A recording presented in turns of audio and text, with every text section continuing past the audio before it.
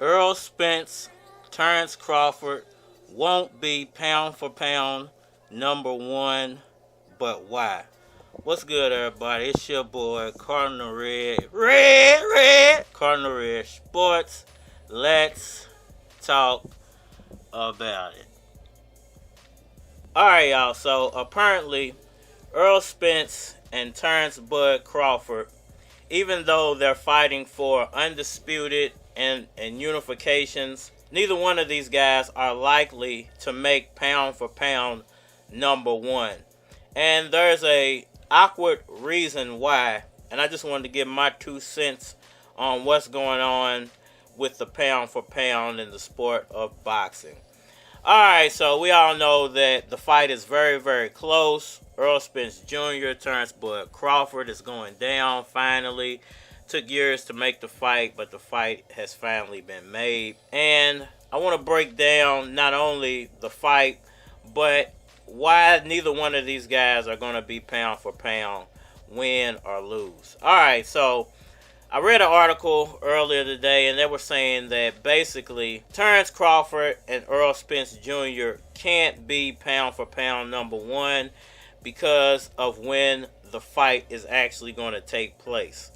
Now, they were saying it's between those two guys and Inoue for pound, that they feel like, whoever wrote that article, that's how they feel, that if it wasn't for the Naoya fight coming up and the fact that I think they're going to be voting very soon, like days before the Errol Spence Terence Crawford fight on the pound for pound, they can't make the #1 spot. It doesn't mean they're not going to make the list, but because the fight's not taking place before they're actually going to announce the pound for pound list, I think those guys are going to get snubbed. They're going to fall short, especially if Inoue actually wins his next fight. He's going up in weight, I believe, to bantamweight, and he's challenging for all the titles undisputed of bantamweight. I believe that's what it is. It's one of the lower weight classes. But if he's able to pull that off and become undisputed because of his record and the way he's been winning, I believe he's already #2 on that list. There's not going to be any way that Spence or Crawford can high jump him for the #1 position, because they won't once again be fighting each other until after pound for pound's already going to be announced. Come on,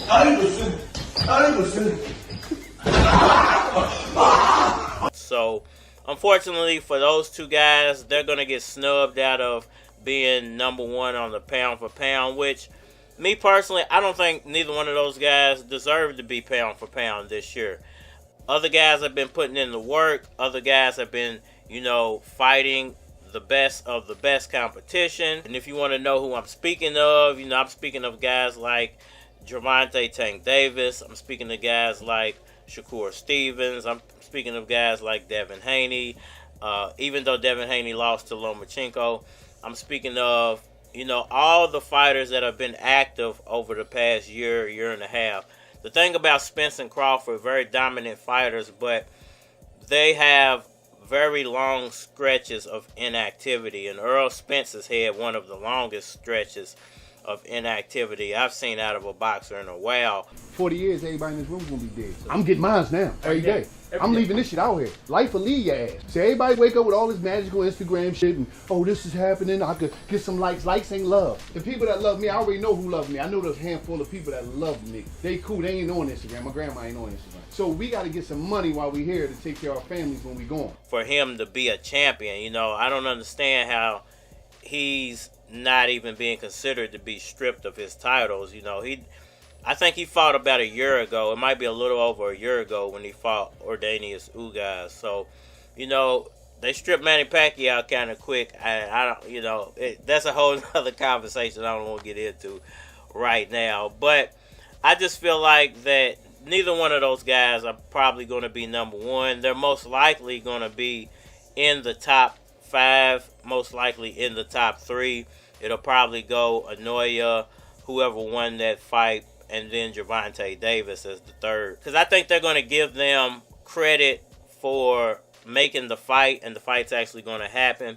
But I don't think they're going to get as much credit as they should, because once again, they're going to vote on this before the Spence and Crawford fight actually takes place. So I think they'll get a kudos for making the fight, but I don't think either one of those guys is going to be number one, simply because the fight's not happening soon enough. Now, if they would have did it, apparently they had a fight date scheduled for July the 22nd, which didn't work out, and they decided to push it back to the 29th, which is what's causing the problem.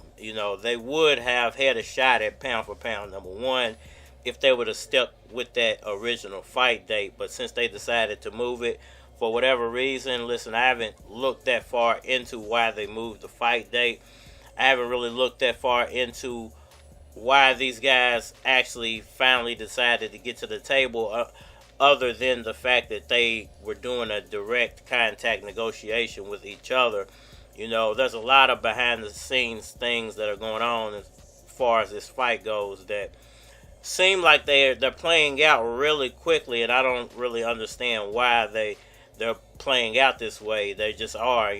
As a fan, I'm happy the fight's happening. We don't have to talk about it, anybody ducking or this, that, and the third anymore. No more speculation.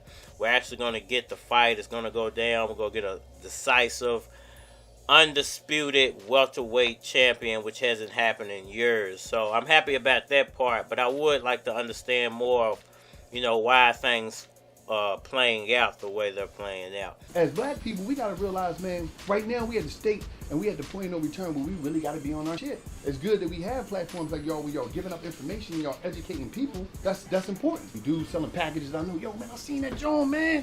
Them niggas was talking that shit. I'm ready to take 20 of this and go make a move. I'm still operating that, but I'm just saying it's a way out, and that's what information is about. Now, as far as who's gonna be the face of boxing after this?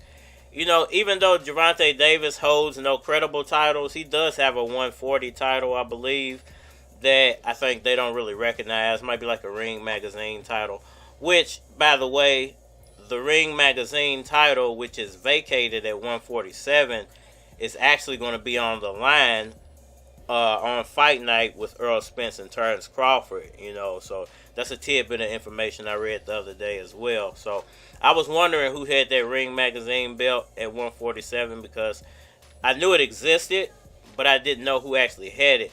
And I knew Errol Spence didn't have it. There's actually 5 belts at 147, and apparently it was vacated. Manny Pacquiao actually had that belt at one time, but I believe it got taken away from him for some reason. I don't, boxing, there's too many belts, and a lot of strange things happen within this sport that I really don't feel like should be going on, but they take place, and you can't do nothing as a fan except for live with, what's going on. But as far as these two guys go, man, I think it's going to be an incredible fight. I think they have, a real good shot at making Fight of the Year if it's a spectacular performance on both ends. Still rocking with Errol Spence for the win. Can't wait to see the undercards. I would love to see Jerron Ennis on the undercard of this. And I'm hoping to end this out that one of those guys, whoever wins, I hope they stick around for another 6 months at least before they try to jump to 154, because Boots deserves his shot.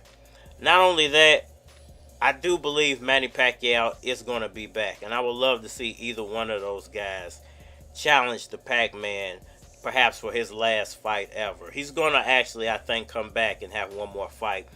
I would love for it to be one of those guys. But once again, it's one of those situations to where, does Pacquiao deserve to high jump a guy like Boots for a title shot just because of his name? And I would be torn between the two when it came to that, to be honest with you. But I would love to see Boots or Pacquiao get a shot at the winner of this. And, the future of welterweight boxing is still very bright.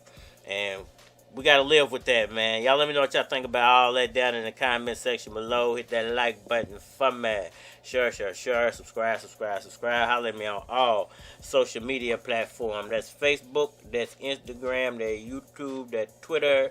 But you are more than likely to get a response on the tube, so holla at me over there. If you like to collabo, feel free to hit my Gmail. It is flockofcards@gmail.com. If you would like to have a product that you own or want to have sponsored on the channel, then hit the same Gmail and let's make it happen. And we are mining.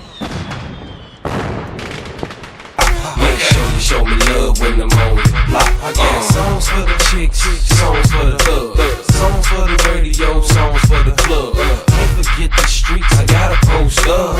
Cops roll up, treat me like a soul drug. Throw me in the club, spend the night in jail, then you take me to the judge. Acting like he got a grudge. I ain't tripping, just set a player free. They ain't even tripping, I just gotta pay a fee. Drop a little cheese, then I'm back on the street. Yeah, I ain't learned shit, still selling CDs. The whole world gon' know about me. Hit the grind, get money, what you know about keys, man, yo. To my Newburgh place, Middletown. To my Beach of Terence place, to my Village West place, Arcade. Show me love when I'm on your block. Cincinnati. Show me love when I'm on your block. Cashville. Show me love when I'm on your block. Loose keys on the grind and it's ready to pop. Show me love when I'm on your block. Hey yo, they copy my shit. When you and right player copy my shit. Never thought I'd make music for a profit, but look at me now. Everybody look at me smile, wave their hands and bow.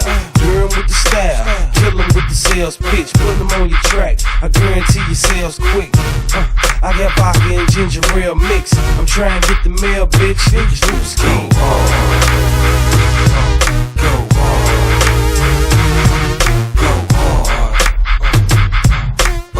Show me love when I'm on your block. Show me love when I'm on your block.